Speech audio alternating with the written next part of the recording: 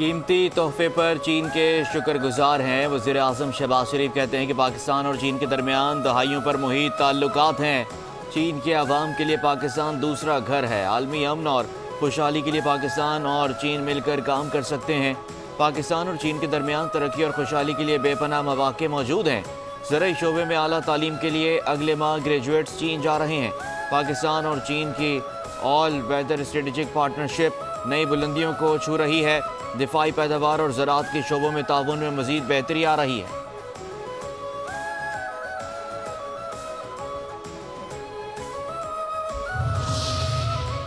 پاکستان اور چین کے درمیان دوستی کا مضبوط رشتہ قائم ہے۔ وزیر اطلاعات عطا تارڑ کہتے ہیں کہ پاکستان اور چین کے درمیان عوامی سطح پر مضبوط روابط ہیں، صرف سرحدیں نہیں، پاکستان اور چین کے درمیان مشترکہ پہاڑ بھی ہے۔ چینی ثقافت کو اجاگر کرنے میں ماسٹر یوان کا اہم کردار ہے۔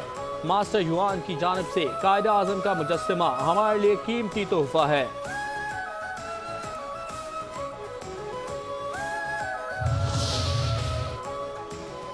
ملکی معیشت بہتری کی جانب گامزن ہے۔ وفاقی وزیر خزانہ محمد اورنگزیب کہتے ہیں کہ ٹیکس کے نظام میں اصلاحات لا رہے ہیں، افراط زر کو کنٹرول کرنے کے لیے اقدامات کر رہے ہیں، اسٹرکچرل اصلاحات کا آغاز کر چکے، ریونیو اہداف کے حصول کے لیے کوشاں ہیں، جو بھی اقدامات کر رہے ہیں قوم کو آگاہ بھی کر رہے ہیں۔ بہترین ٹیکس نظام سے ریونیو اکٹھا کرنے میں مدد ملے گی۔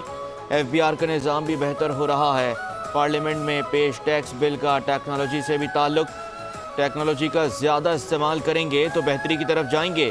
Tax to G D P کی موجودہ شرح 9 سے 10% ہے۔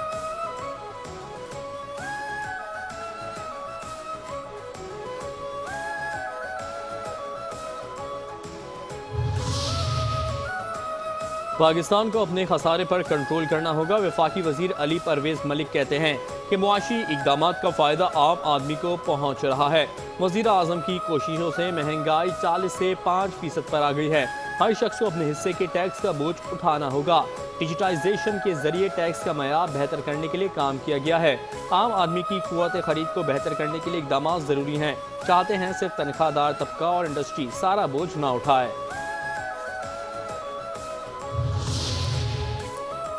ہم نے 1,90,000 افراد کو نوٹس دیے ہیں۔ Chairman F B R Rashid Mahmood Langrial کہتے ہیں کہ نوٹس پر 38,000 افراد نے ریٹرن فائل کر دیے۔ 27 لاکھ افراد ٹیکس گوشوارے جمع نہیں کرا رہے۔ ٹیکس نظام میں جدید ٹولز کو متعارف کرایا ہے۔ ٹیکس وصولی میں اضافے کے لیے کام کر رہے ہیں۔ ٹیکس ادائیگی کے لیے سب کو اپنی ذمہ داریاں نبھانا ہوں گی۔ ایف بی آر کی استعداد کار میں اضافہ کیا جا رہا ہے۔ ہم ان لوگوں کو ہدف بنائیں گے جن کے پاس پیسے ہیں۔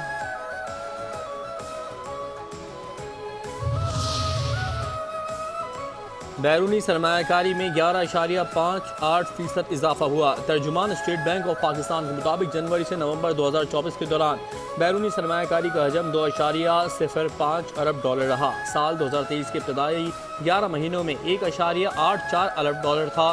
سال 2024 کے 11 ماہ میں بیرونی سرمایہ کاری 21.34 کروڑ ڈالر سے زائد رہی ہے۔ ملکی نجی شعبے میں بیرونی سرمایہ کاری 23% اضافے سے 2.25 ارب ڈالر رہی۔ نجی شعبے میں براہ راست بیرونی سرمایہ کاری 31% بڑھی ہے۔ ملکی معیشت کی بحالی کے لیے حکومت پاکستان کے بڑے اقدامات۔ عوام کی سلامتی اور مستحکم معیشت کی خاطر اسمگلنگ کے خلاف کریک ڈاؤن جاری۔ 15 دسمبر سے 22 دسمبر کے دوران ملک بھر سے 4,386 سگریٹ کے سٹاکس، 52 کپڑے کے تھان اور 1.95 ملین لیٹر ایرانی تیل برآمد کیا گیا۔ 1 ستمبر 2023 سے اب تک ملک بھر سے 13,471.5 میٹرک ٹن کھاد برآمد کی گئی، جبکہ 1,58,000 کپڑے کے تھان اور 21.62 ملین لیٹر تیل برآمد کیا۔ دنیا بھر میں فوجی عدالتوں کا قانون موجود ہے۔ وزیر اطلاعات عطا تارڑ کہتے ہیں کہ انٹرنیشنل دباؤ سے پاکستان پر کوئی اثر نہیں پڑے گا۔ فوجی عدالتوں میں کسی عالمی قانون کی خلاف ورزی نہیں ہوئی، کوئی چیز ماورائے آئین نہیں ہے۔ ہم نے آئین اور قانون کو مد نظر رکھ کر کیسز کو فالو کیا۔ فوجی عدالتوں سے سزا پانے والوں کے پاس ہائی کورٹ اور سپریم کورٹ کا فورم موجود ہے۔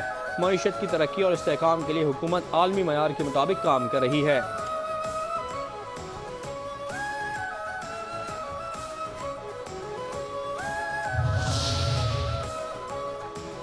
پاکستان میں پاسپورٹس کا بیک لاگ ختم ہو گیا ہے۔ وفاقی وزیر داخلہ محسن نقوی کہتے ہیں کہ ماضی میں پاسپورٹ آفس میں 6 ماہ تک بیک لاک رہا ہے۔ پاسپورٹ اور نادرا آفس میں مسائل کو حل کر لیا گیا ہے۔ پاکستانی عوام کو پاسپورٹ اور نادرا آفس میں باعزت طریقے سے ڈیل کیا جا رہا ہے۔ پاسپورٹ اینڈ امیگریشن کو اتھارٹی بنانے کے لیے کوشش کی جائے گی۔ 16 شہروں میں نادرا دفاتر 24 گھنٹے فعال رہتے ہیں۔ اسلام آباد پاسپورٹ آفس کو 24 گھنٹے فعال کر رہے ہیں۔ پاسپورٹ آفس کے باوجود مافیا کے خلاف FIA کارروائی کر رہی ہے۔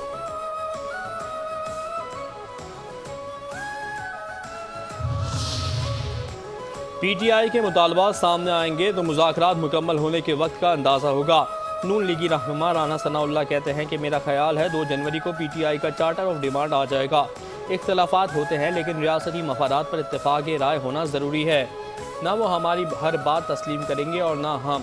جب PTI والے بلیک اینڈ وائٹ آئیں گے تو ہم بھی لکھ کر دیں گے۔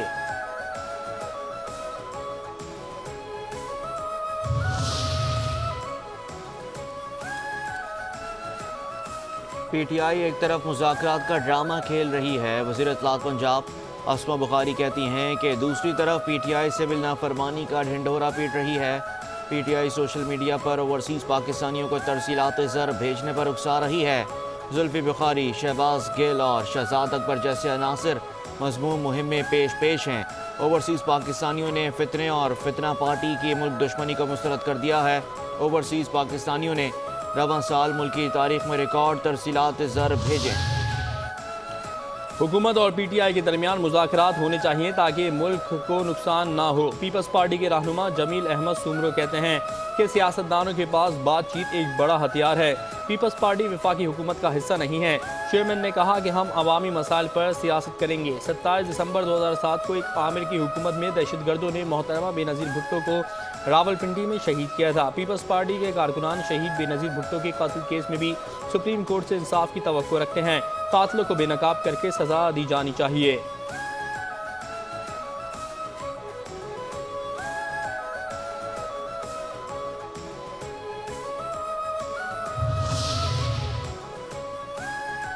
عدالت نے مسلسل عدم پیشی پر وزیر اعلیٰ KP علی امین گنڈاپور کو اشتہاری قرار دے دیا۔ انسداد دہشت گردی عدالت میں تھانہ حسن ابدال میں جلاؤ گراؤ کیس کی سماعت۔ انسداد دہشت گردی عدالت نے علی امین گنڈاپور کے اشتہار جاری کر دیے۔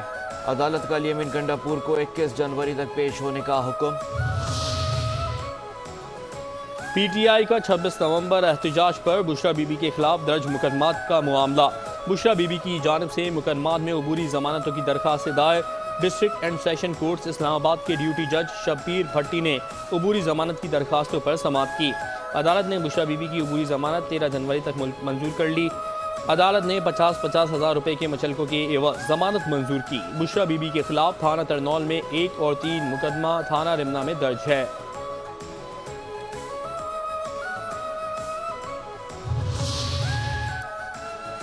پاکستان اور ترکیہ کے درمیان برادرانہ تعلقات قائم ہیں۔ وفاقی وزیر اطلاعات عطا تارڑ کہتے ہیں کہ پاکستان اور ترکیہ کے تعلقات وقت کے ساتھ مضبوط ہوتے جا رہے ہیں۔ دونوں ملکوں کے عوام ایک دوسرے سے گہرا لگاؤ رکھتے ہیں۔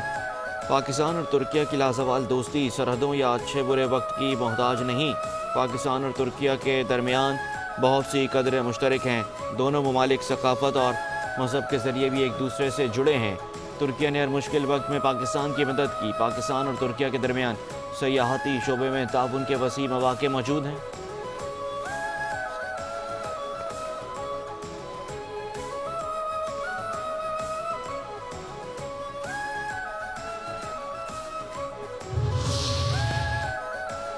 کرم میں گرینڈ امن جرگے کے فریقین سے مذاکرات مکمل۔ تحریری امن معاہدے کے لیے راہ ہموار۔ آج کو ہاٹ میں حتمی فیصلے کے لیے گرینڈ امن جرگہ منعقد کیا جائے گا۔ ذرائع کے مطابق ٹل پارا چنار مرکزی شاہراہ کو بند ہوئے 78 دن گزر گئے۔ راستوں کی بندش سے 100 سے زائد دیہاتوں کے مکین بھی متاثر۔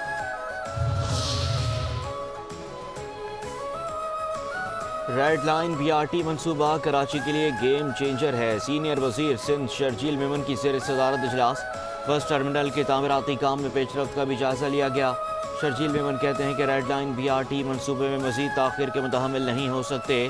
اسٹیک ہولڈرز کو یوٹیلیٹی کی منتقلی اور تعمیرات کو تیز کرنے کی کوششیں کرنی چاہیے۔ نوجوانوں کے ساتھ رابطوں میں رہنے کی ضرورت ہے۔ Chairperson peace and culture organisation Mishal Malik کہتی ہیں کہ مقبوضہ کشمیر میں کشمیریوں کی نسل کشی جاری ہے۔ حریت رہنماؤں کو قید و بند کی صعوبتوں کا سامنا ہے۔ بھارتی جیلوں میں کشمیری قیادت کے ساتھ ناروا سلوک کیا جا رہا ہے۔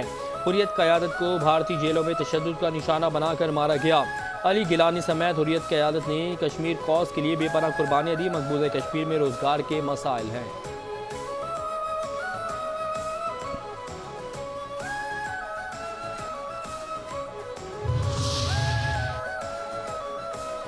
کرم میں 100 بچوں کی اموات کی خبر من گھڑت ہے۔ مشیر اطلاعات پختونخوا بیرسٹر محمد علی سیف کہتے ہیں کہ تمام ضروری ادویات روزانہ کی بنیاد پر کرم پہنچائی جا رہی ہیں۔ عوام سے اپیل ہے کہ ایسی من گھڑت اور بے بنیاد خبروں پر یقین نہ کریں۔